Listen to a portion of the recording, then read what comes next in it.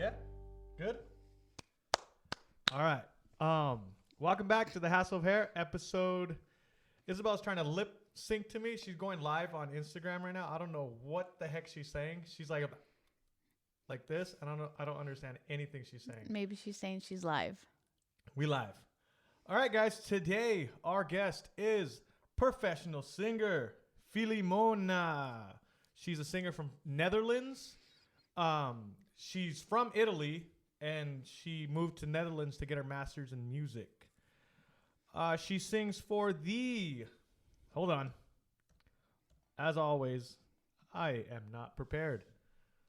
Sorry, guys. So, but yes, she's a professional singer. It's different from just your from your performing singer, right?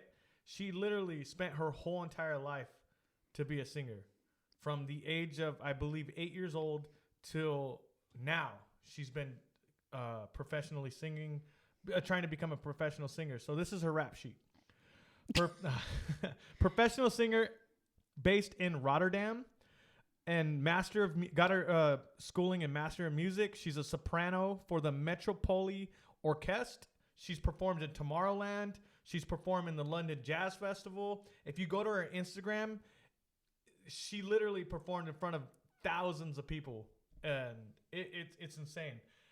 This episode, this is going to be the last one where Cal's not interviewing with me. We're going to start getting to interview together. But in the interview, we go into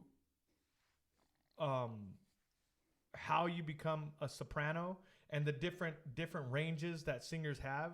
I barely found out soprano's just a girl voice, so I can't be a soprano, by the way. I probably have the worst voice in my family. Well, you were just singing and the dogs were barking, so I'm going to say yes.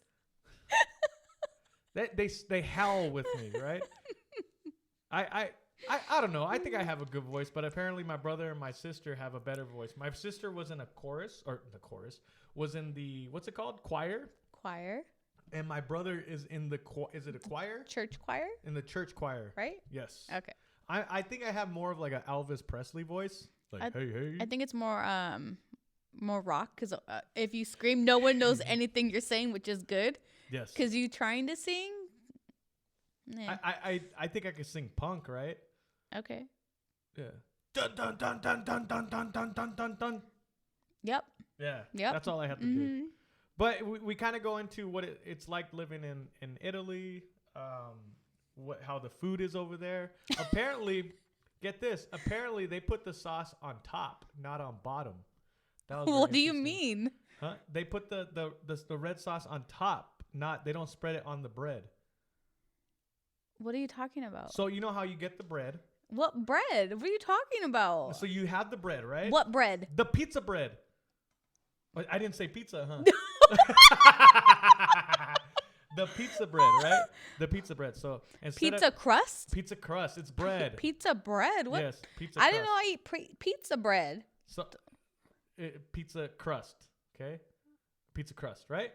But the crust is the out. Okay, the crust. So the crust is the outside of the pizza. Okay.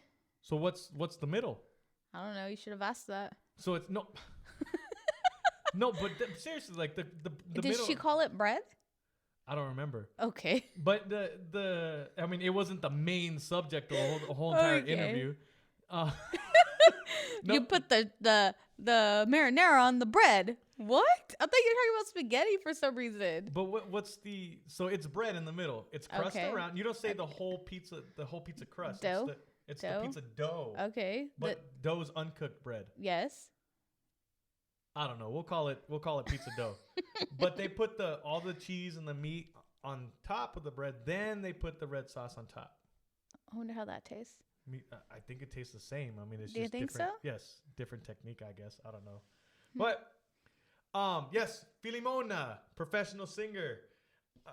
It was kind of cool. It's our first interview that was out of country. Mm-hmm. That's super cool. Like, I'm thankful for this podcast that I get to talk to people. What was the time difference for that? I think like 8 hours. Was it the next day? No, it wasn't the next day. Literally talking to a person in the future, if you think about it. So if it's 6 a.m. here and it's 8:00 at night over there, I'm talking to somebody in the future, right? Yeah. I think so. It's science. Okay. Or time. Well, we got. So it's funny because I had someone reach out to me today, and just it's for the. I'm all eating jelly beans. You would yell at me if I was eating something right now. I'm gonna offer you a jelly bean. No, thank you. I'm in a good mood today. Probably crappy jelly beans. I'm in a good mood today. Like my energy has been so like upbeat lately. It's just we're finally getting engagement for the podcast. People are starting to reach out. It's just been amazing.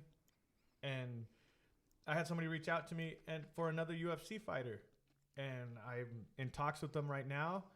And it's from the old school days, from the 100 and lower, right? And I'm excited about that. Did you just really say old school days? Yeah, old school days. Do they call it that? We're almost at 300. And that doesn't mean shit. You can have 100 fights a year, and that won't even be anything. Well, there wasn't 100 fights a year. It doesn't matter. I'm UFC just saying. used to have like one fight every 2 months. Just our Now pandemic, we had a fight every Saturday. Yeah. Well, How many was that? We have a fight. We had fights today. Okay. Then we have fights on Saturday. Okay. Right. I think I'm pretty. I think I'm fight heavy. I don't want to talk about fighting all the time, but I'm fight heavy because I feel like fighters don't get enough recognition. Yes, in the fight world, they're gonna talk about it. Everybody gets recognition in the fight world, but outside of that, I feel like your everyday Joe doesn't understand what they go through. Right? This is their life, their passion. They put their body on the line. They're risking their life, right? You could die in there. Yeah, but you're choosing to step in that ring. No one's telling you to go do it. Yeah, you're choosing to be a FedEx driver. You're choosing to be a firefighter. Yeah, no one's worried about a FedEx life or a firefighter's life. Man. A firefighter's life, yes. Well, I'm saying like the way you're making it seem is like a fighter's life is on the same level as like a firefighter and a fucking FedEx driver and... But no one's on the same level there. A fighter's on the same level of, okay.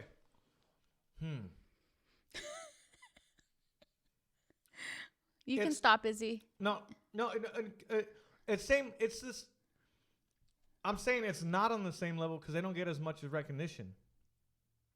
Right? I don't know. Your sister's telling us something. Is there a question or something?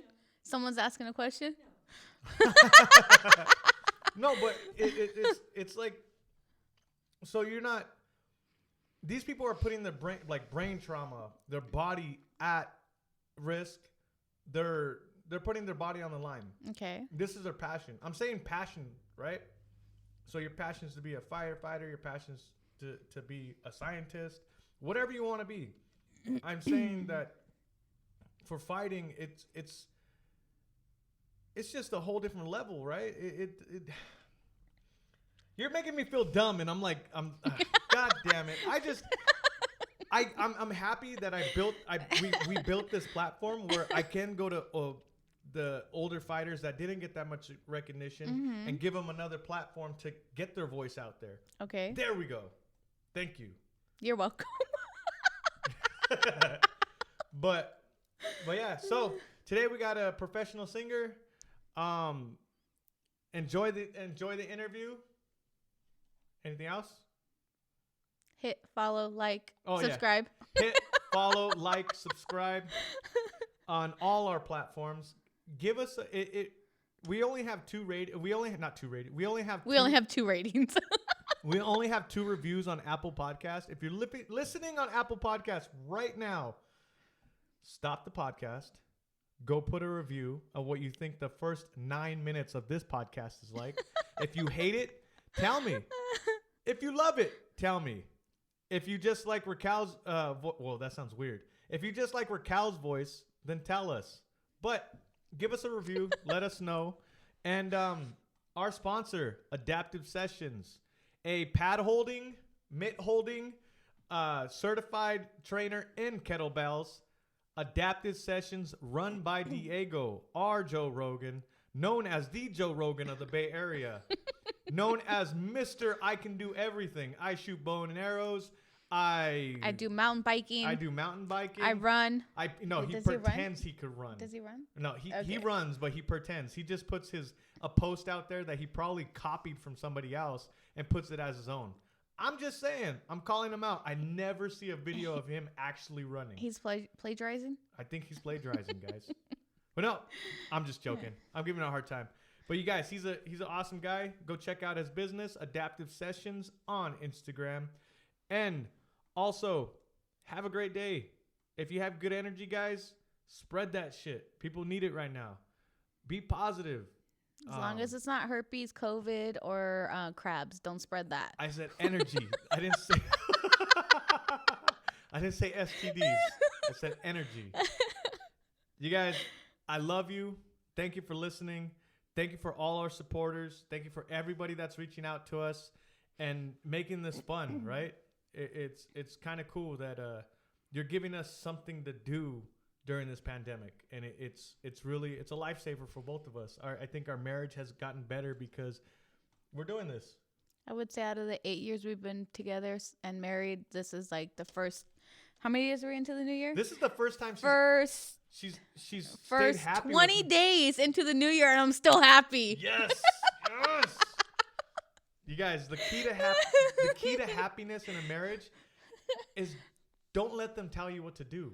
You know, husbands, stand up for yourself. I'm looking at you right now. If you're a husband and your wife is bossing you around, don't let her. Listen do whatever to the her. fuck you want to do. Okay? Got it? I love you guys. Stay positive. Have a great day. Go take out my trash. Enjoy the episode. I'm going to say it again. Love ya. Subscribe. I grew up in the south of Italy, in a region. Its name is Puglia, Apulia in English, we would say.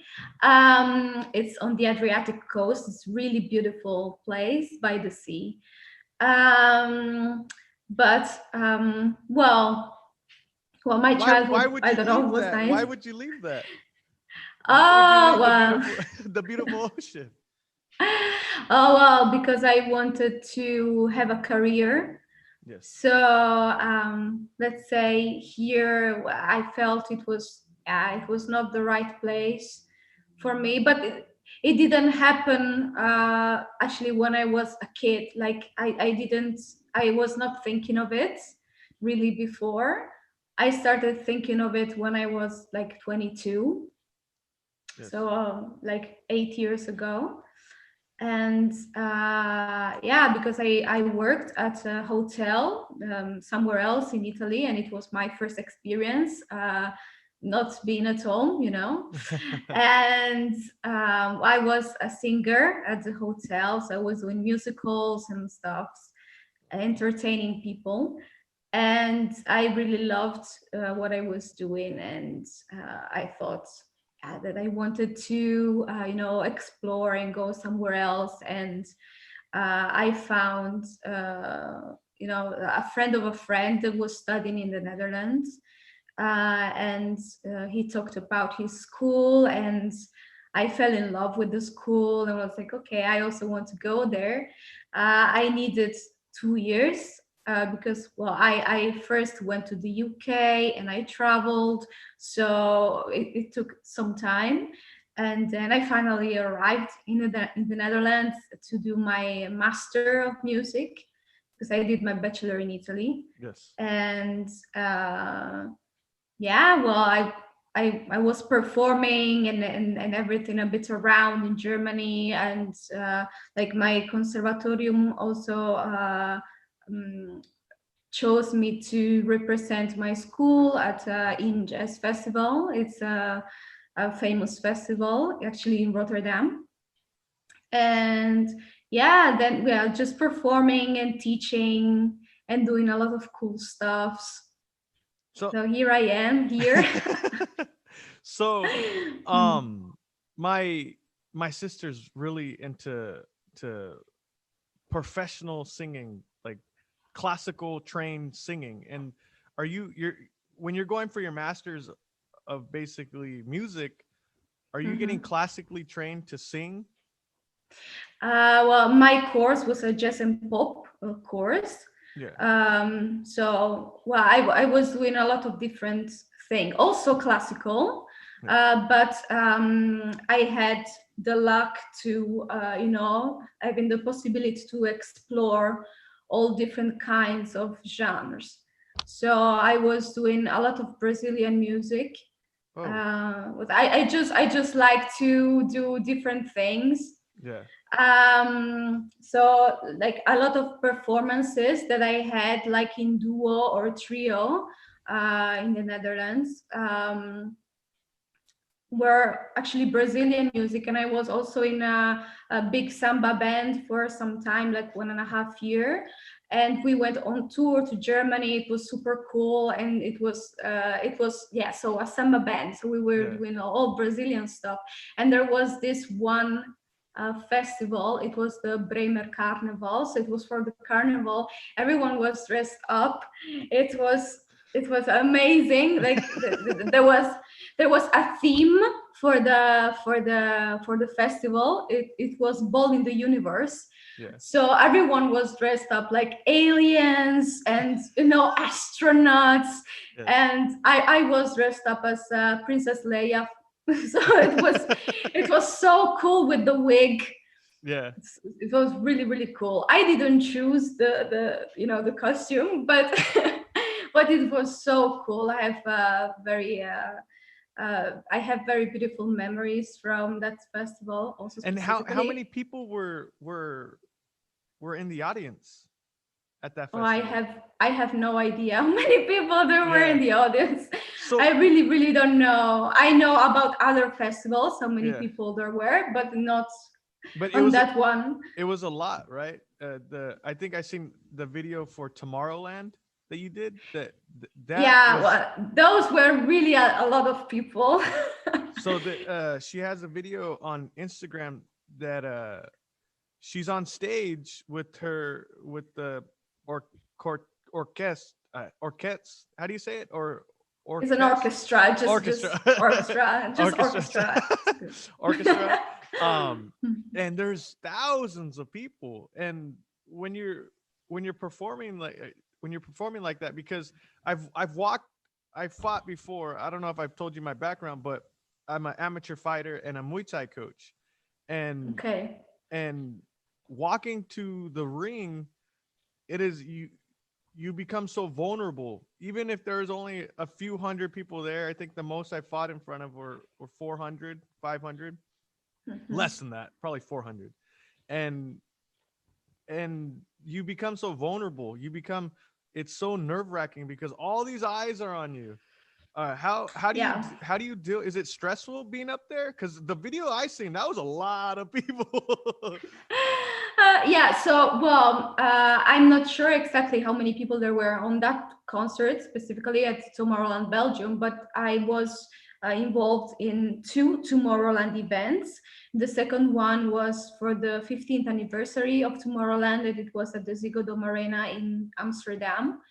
It's a huge arena, and there were 17,000 people per night, and we had 2 nights. So yeah, 17,000 were really a lot of people. Yeah.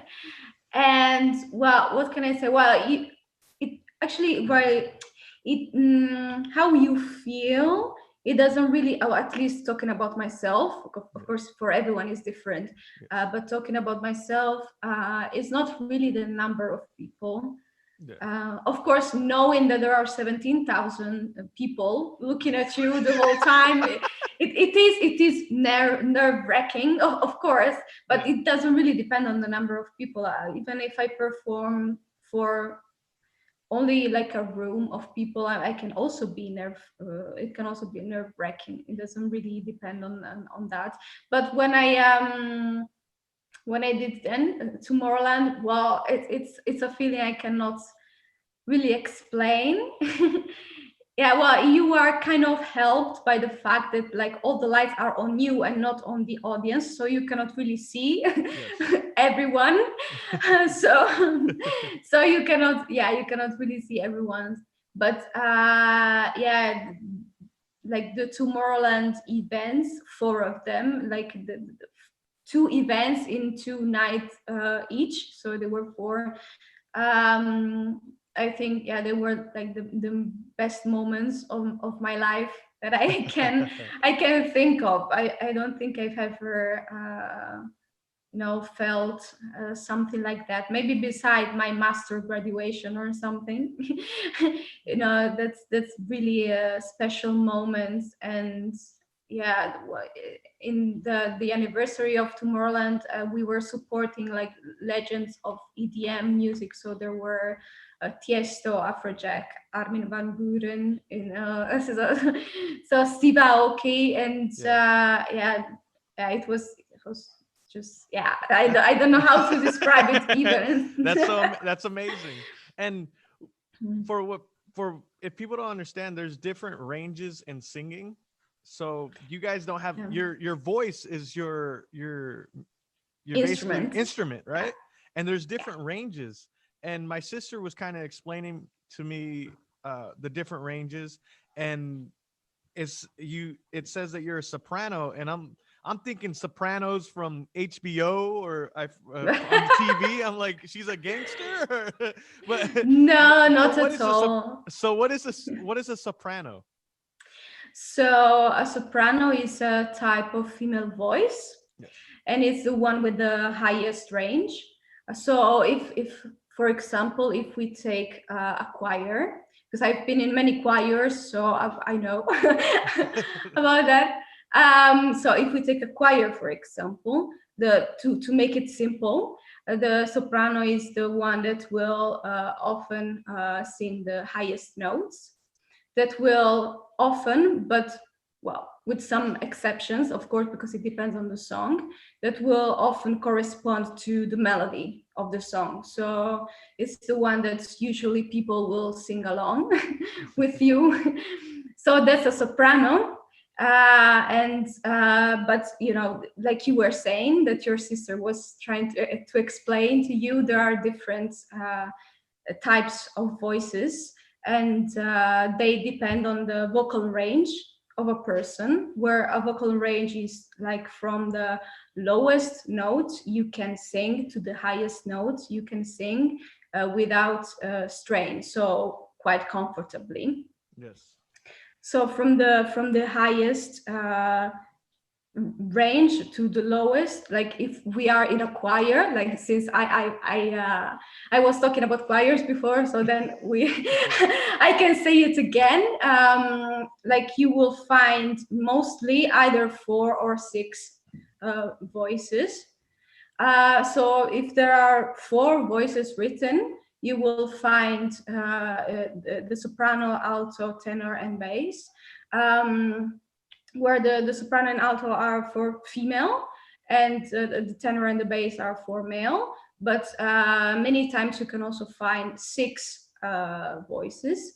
And what we do when we add these other 2 voices is just that we add these 2 voices in between, like from like between the soprano and the alto, we put the mezzos or mezzo soprano. So it is the middle ranged female Yeah. voice, and it will overlap the soprano and the alto with with the range. Yes. And then for the male voices, we will put another middle range voice, the baritone. So the baritone then will overlap the tenor and the bass. But there are also other kinds of voices that we don't usually find in choirs. Like the countertenor is a voice, is a male voice that will have like higher notes than a tenor.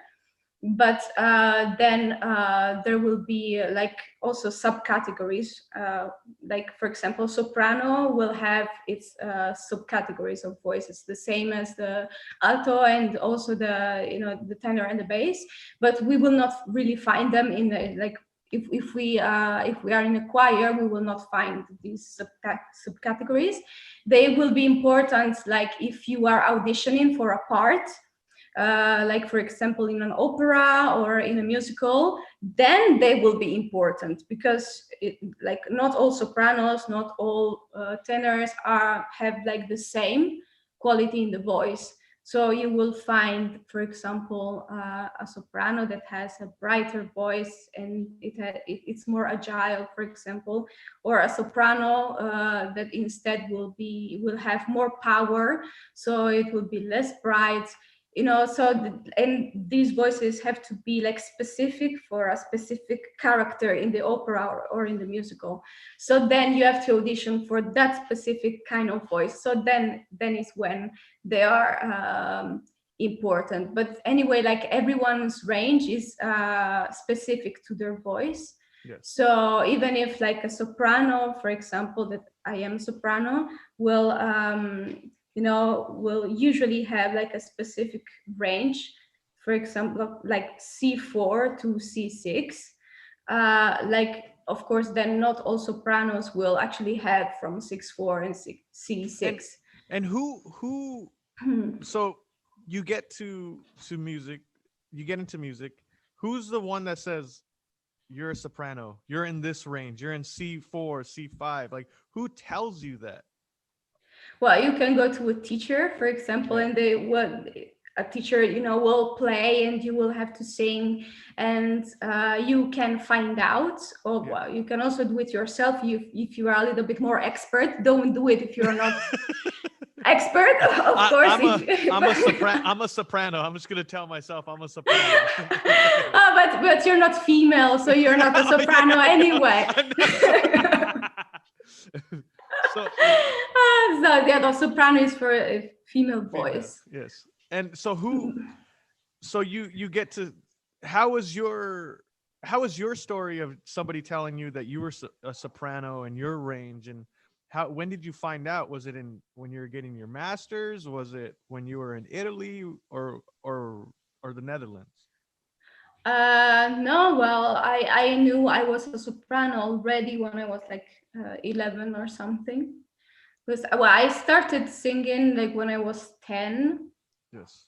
In a choir, but I auditioned for it and I passed, and yeah, everything was nice. But after that one, then I went into another choir. And while in the first choir, like they didn't really like differentiate voices.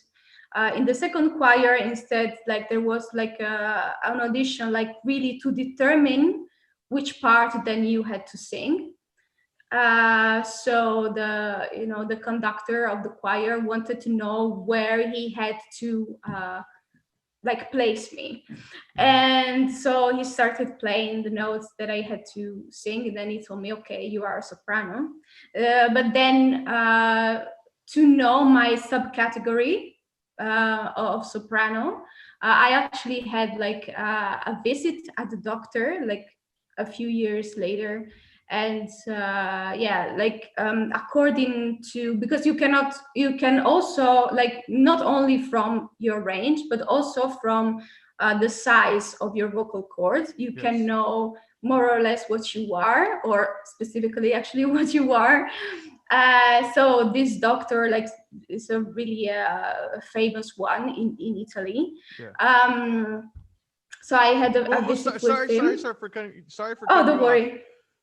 I'm mind blown right now. So you're telling me that, that a doctor like basically can tell what kind of singer you are by your vocal cords? Yeah, only the specialized doctor, the one that do the laryngoscopy. Yes. Only those doctors can tell. Is it the size of your vocal cords or the shape? What is it that they're? It's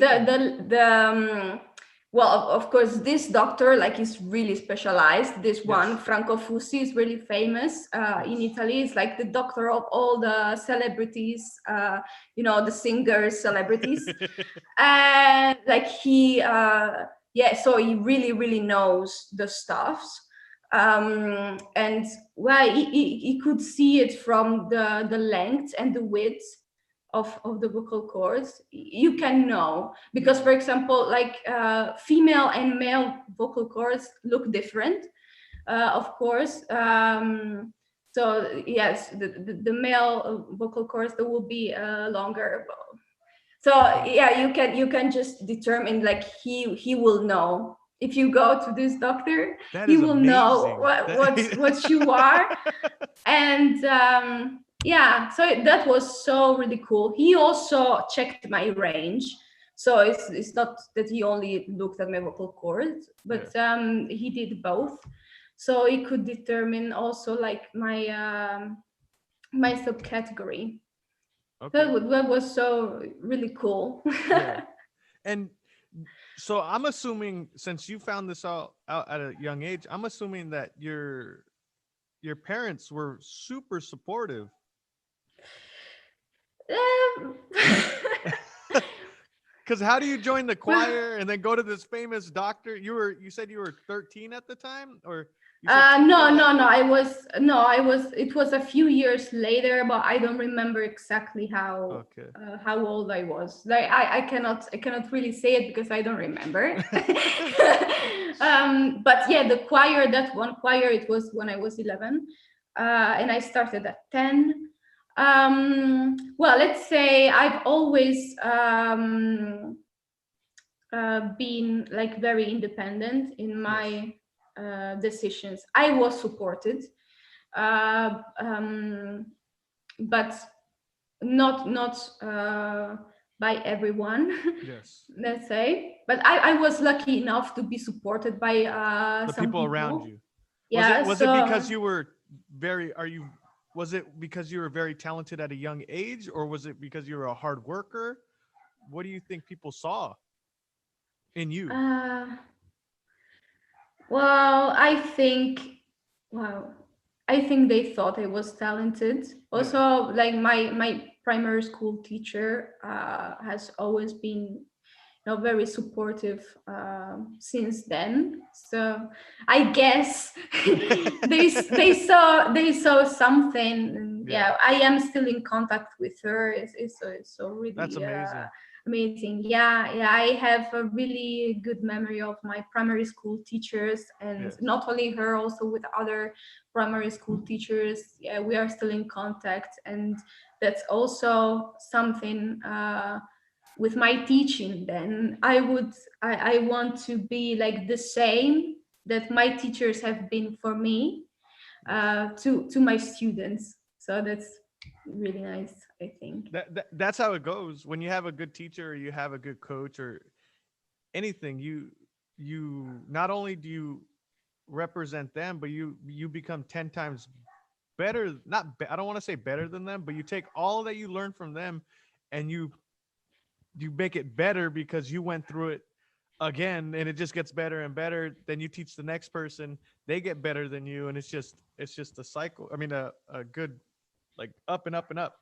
So, but I find that amazing that they could tell by your vocal cords. That is crazy. So you really,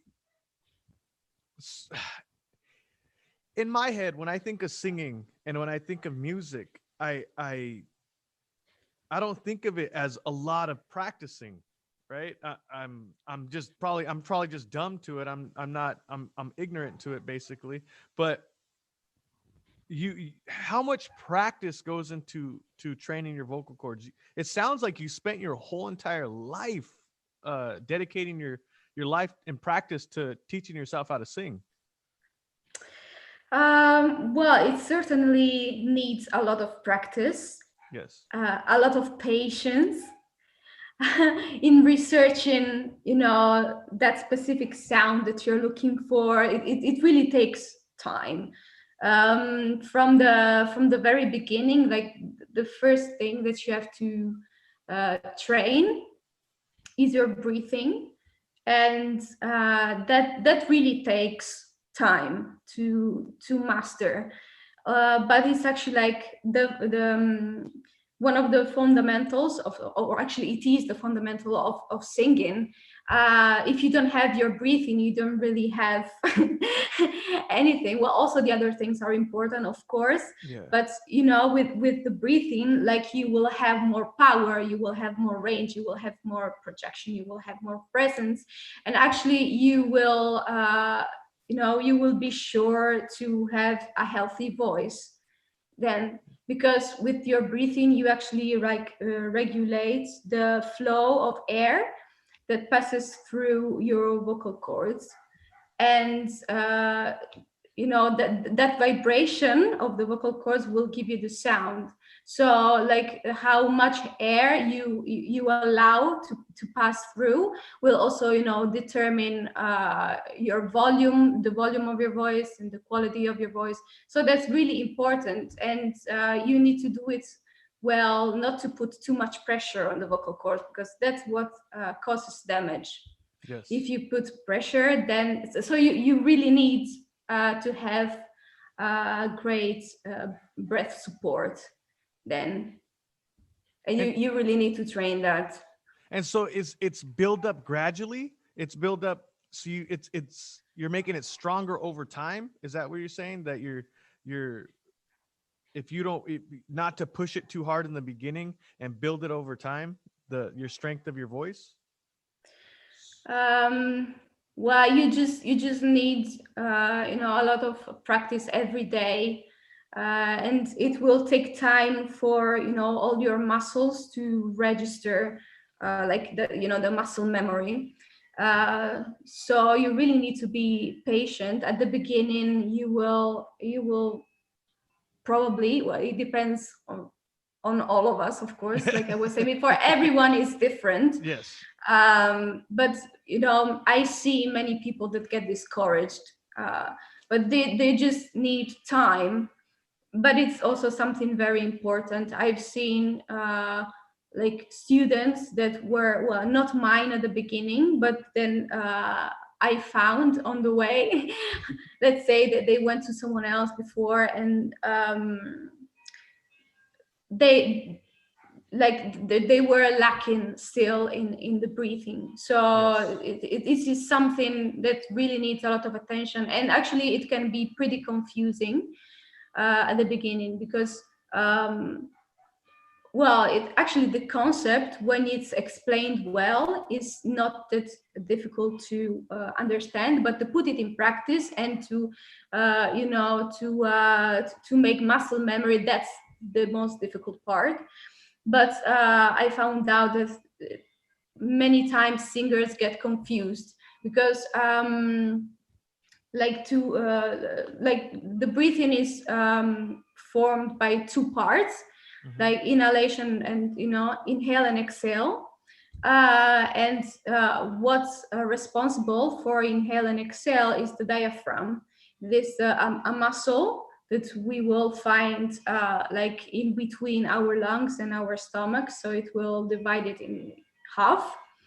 um, and many people get confused on how to use it.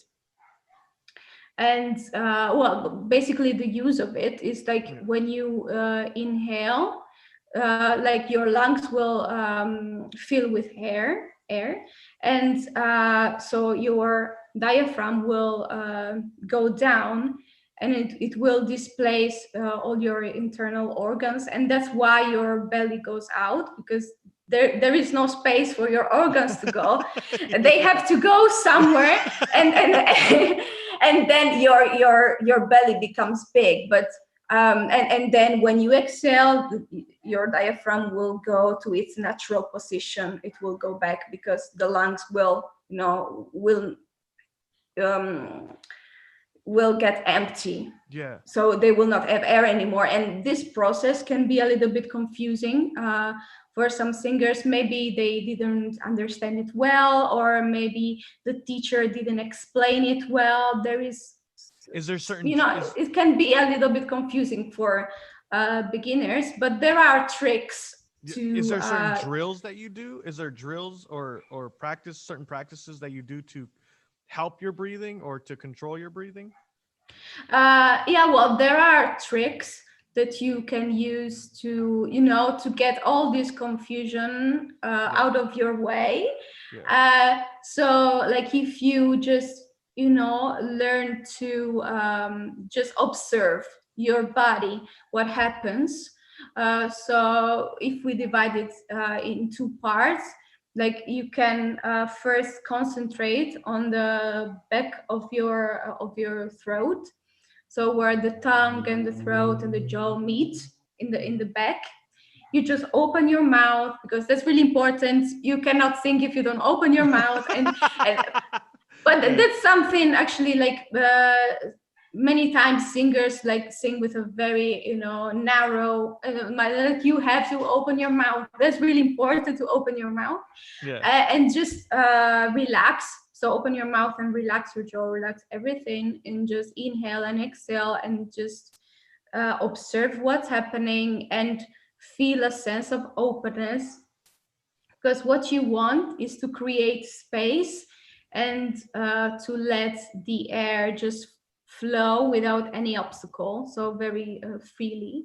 So once you've done this a few times, you can concentrate on the second part, where you just empty yourself from the air. So you exhale until you don't have air anymore. Do not try to breathe in, though. Yeah. Just also in this case, just observe what happens. So you just get empty. You exhale, exhale, exhale, exhale until you cannot exhale anymore, and then you just let go. Man, that, Let go. Like, your belly will just, go out. You yes. will fill up air with air, like, naturally. You don't have to do anything like consciously, because that's reflexive. That just happens. So Yes. you just, observe how it's going, like that, and you do it a few times, also that, and then you try to put the two things together. So both with, the mouth, sense of openness, and the relaxation, so free air, and then with the, the with your belly in and out, you do it together, and in Yes. that way you will have, air flowing freely, and everything that really gets, the diaphragm concept for a moment out of the way. You will have to take it back, of course. You cannot forget about it, Yes. really, no. But, like, to just understand, if you find the concept of diaphragm a bit confusing, this is a way to just, understand how it works. And it will not maybe come immediately, and to really register, you will need months and months and months to do it. But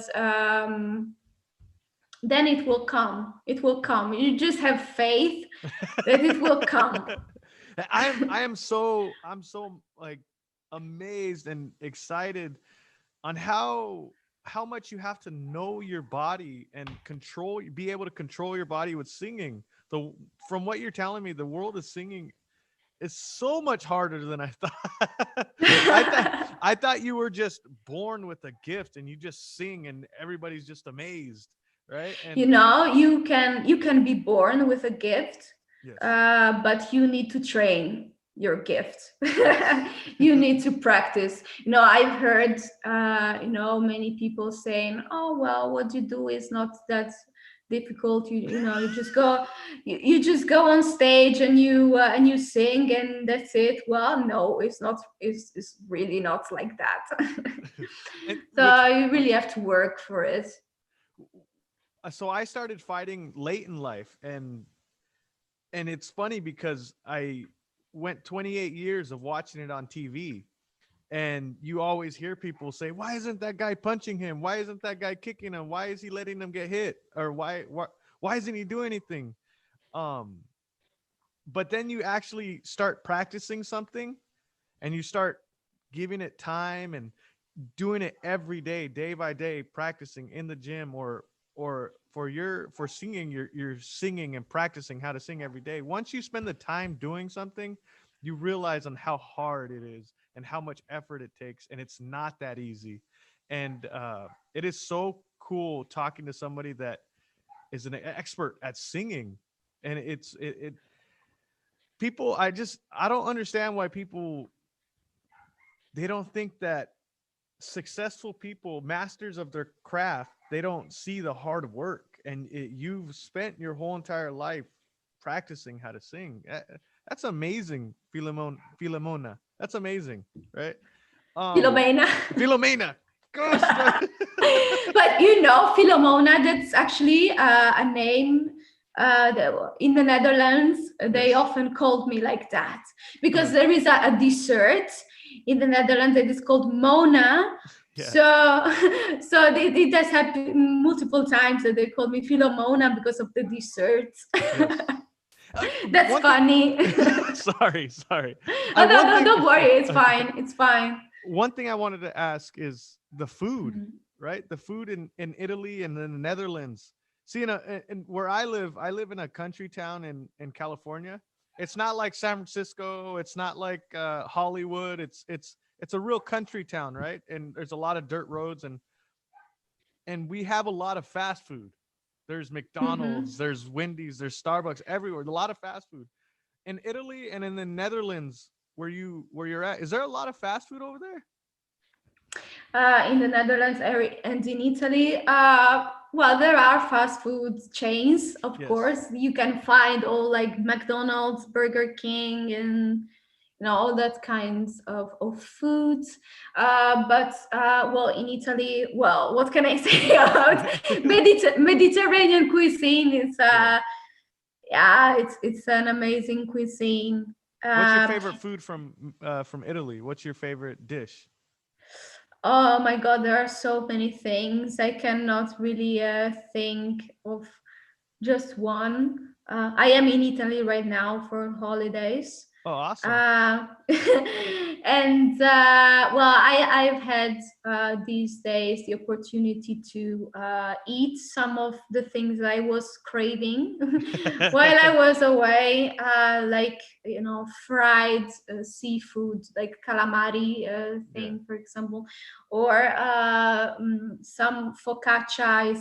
It's not pizza, but it's kind of, and then some specific pasta dishes that I love. Like, well, there are so many. I don't know. Carbonara is one made with eggs and bacon. Well, in Italy, it's guanciale. Actually, it's not really the bacon; it's more fatty. Yes. Um, just this guanciale with eggs and uh, black pepper and formaggio, it's kind of cheese. um, that's one of my favorite ones. And Yeah, there are is so many. I know so I've never been outside of the western part of United States. I've been to Mexico, Mhm. but I haven't traveled the world. You've traveled basically a lot. um Yeah. uh it- this is going to be might be a dumb question, but is is pizza the same in America as it is in Italy? Well, I've never been to the US Oh, yet. yeah. But I've been to Brazil, no, but I didn't eat pizza there. Okay. It's really For bread. It's like basically a bunch of cheese and just huge bread, right? It's just a bunch of bread and a bunch of cheese all over it. From what I've seen on uh, TV or from the food channel, it's real thin over there. It's not so much bread. yeah, I ate pizza yesterday evening, and yeah, well, no, here it's not that thick. It's actually really thin.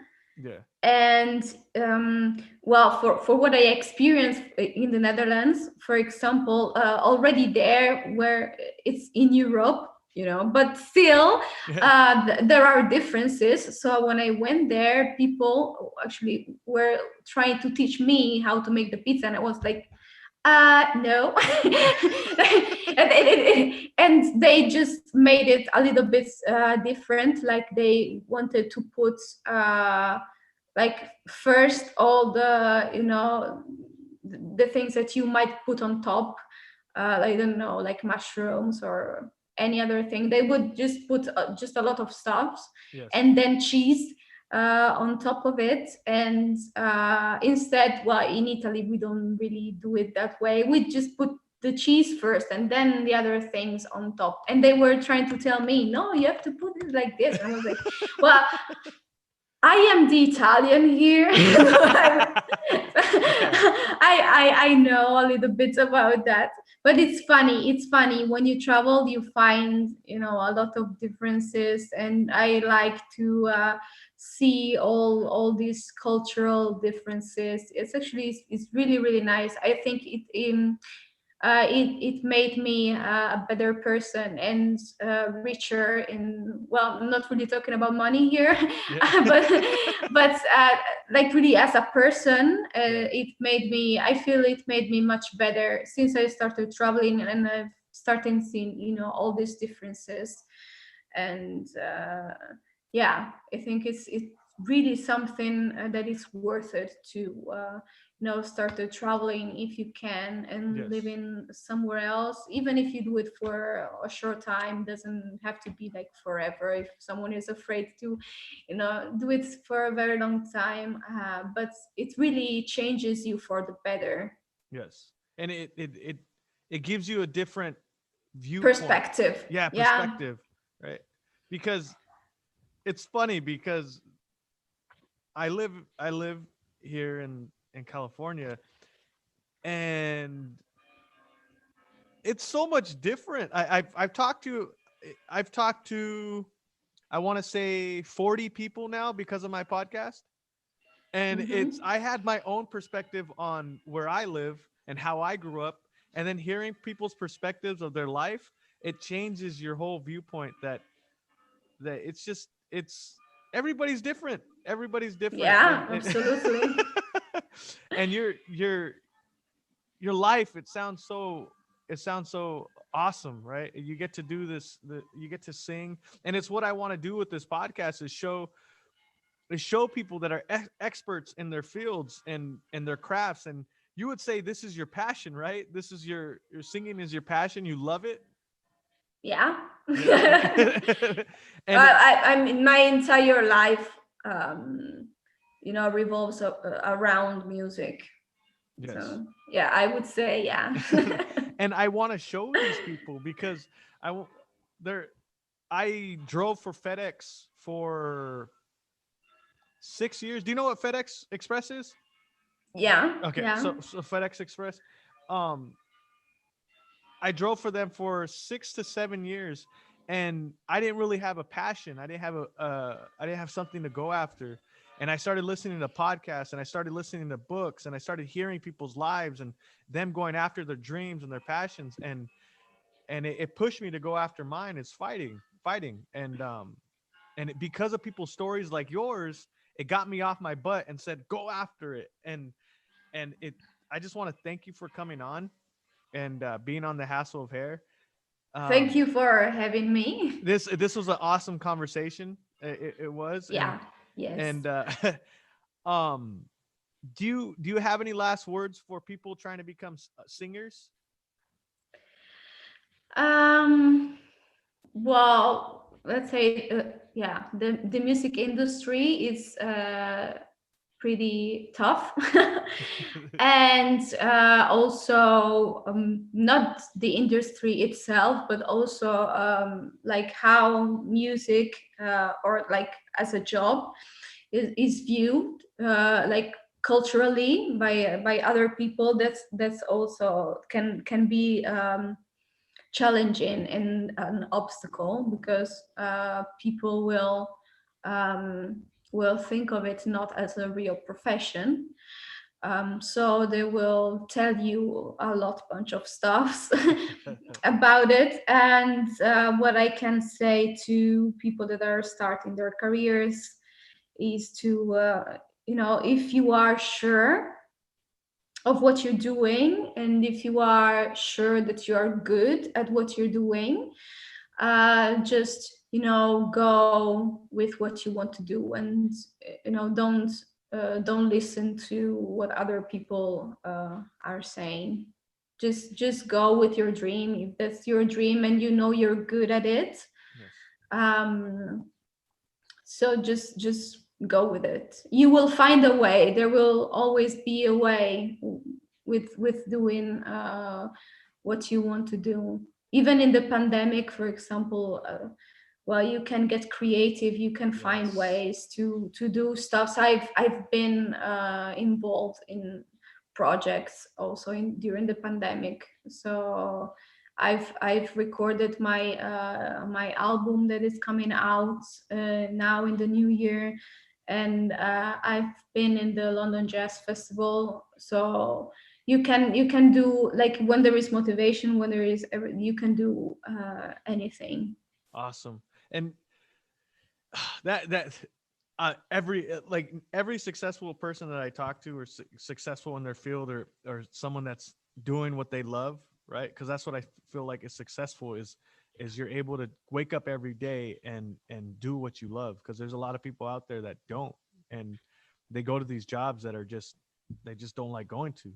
Um, you actually, I seen on your Instagram that you're doing a singing school. Yeah, I started my own music school 2 years ago. Yes. And well, also being a teacher, like, besides being a performer, is a part of me. And well, I love doing it. And like I was saying before, I want to be a teacher for my students, like the same as some of my teachers have been for me. So Yes. I try to you know put all of myself into it. And well, of course, it can be challenging at times. It depends on the students, but it's very normal, because it's all part of the learning process. Yes. So that's really normal. No, don't be scared. If the people that want to be teachers, don't get scared. It's just normal. It can be a bit challenging sometimes, but Yes.